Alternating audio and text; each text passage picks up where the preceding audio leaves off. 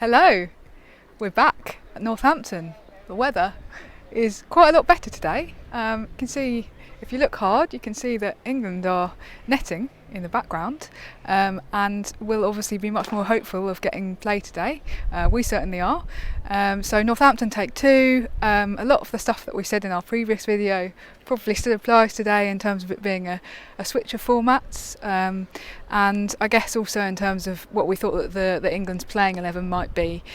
We thought that there'd probably be quite a lot of continuity there. Although one thing that we didn't talk about, Sid, was the opening and the kind of batting lineup, and who might open in the T20s as opposed to the ODIs. So do you think that we're going to see a different lineup to the opening partnership of Jones and Beaumont that we saw in the ODIs?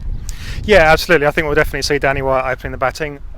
England have used her opening the batting in the T20s for quite a while now, and it's worked pretty well. At the beginning of the World 2020 tournament, she had a couple of low scores, and there were a few worries and doubts. But then she top scored for England in the final, 43, I think. Obviously, England didn't win that final, but it was still England's best performance at the final. Since then, she hasn't had any failures. She's played 6 or 7 innings. What do you consider to be a failure? Oh well, okay. Her lowest score in that since then has been 15. I think a failure was in 2020. Single figures is definitely a failure. Mm-hmm. But she hasn't had any single figure scores. She's had a couple of 50s in there as well. Some of those matches were against India, which is not a trivial undertaking these days. So I think that we'll definitely see Danny White opening the batting today, and I think that's the right place for her to be playing in the 2020 game. Okay. And do we consider that England's winning streak remains intact? Obviously, they've been making a big deal of this ever since the subcontinent tour over the winter, or tours over the winter, where they decided that they'd had this 10-match winning streak, and now it's up to 13 matches. But we didn't play on Tuesday, so is the winning streak intact? Well, the winning streak, they obviously feel it's really important. It's something that the players keep mentioning, and it's obviously something they talk about a lot within themselves.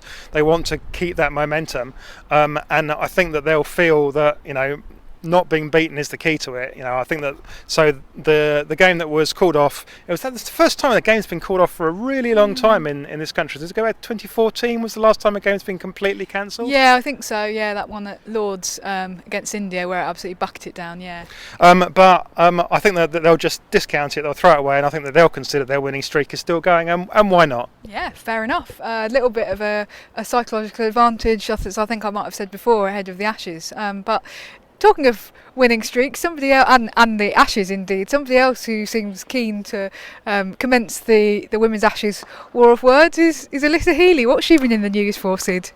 Well, she said that she sort of said that Australia were going to be undefeated in the Women's Ashes, didn't she? But we also think that she possibly got slightly stitched up in the interview. Well, we think maybe the headline was her repeating something back that the interviewer had said, rather than her necessarily making this bold claim that Australia won't lose a single match in the Women's Ashes. I mean, obviously, it's hotting up already. People are getting excited, and the players are getting excited about it, and we're getting excited about it. So I suppose it's generated a good headline ahead of the series. And yeah, Alyssa Healy did then comment on Twitter afterwards that slightly suggested that she perhaps hadn't intended to say that. But then again, that's it's about generating headlines partly, isn't it? So yeah. Yeah, no, everyone is getting really excited about the Ashes, but we've still got a game to play here. The players are there working hard. They really want to win these two games to give them that momentum going into the Ashes, and hopefully from England's perspective they can do so tonight.